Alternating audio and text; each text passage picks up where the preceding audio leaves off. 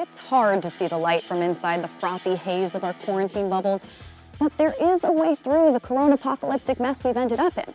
But don't worry, I'm not gonna give a pep talk on how resilient or formidable the Latinx community is or start chanting "Si se puede" or any of that. I'm gonna let an OG master do it instead.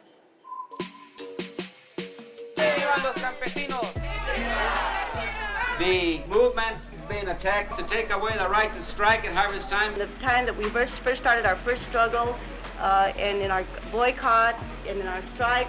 Well, it's really sad that the farm workers were not seen as essential workers, and it was organizations like Telemundo and others that brought this finally, and some of the media that said, wait a minute, we have a group of workers here that aren't being recognized, and that is the farm workers that are putting the food on our table every single day. And then of course the other issue that we have is the undocumented workers are not covered by unemployment insurance, you know.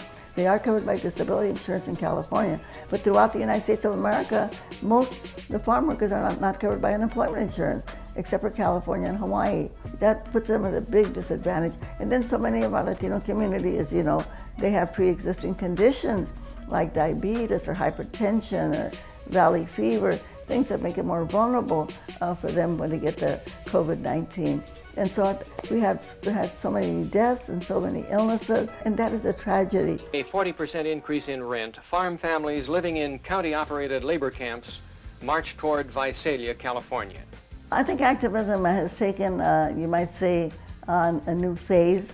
We know it's very, very effective because we can see by just what's happened, you know, with the protests and the social media that's happened right now, that you see big changes that are happening. You see Confederate statues that are being, you know, taken down. You see many of the corporations that were silent on the issue of racism finally coming out and at least making some kind of a statement or putting out resources to some of these organizations that are fighting racial injustice. But I think it's got to be a step further, and including some of that activism that we, of course, been doing for the last so many decades, and that has to be stepped up a bit. And the way, of course, that people could really make sure that that activism and protesting, that it actually turns into actual laws, actual legislation, because that way when we have that activism turning into a law, that means that it can be enforced, you know, it can be implemented to begin with,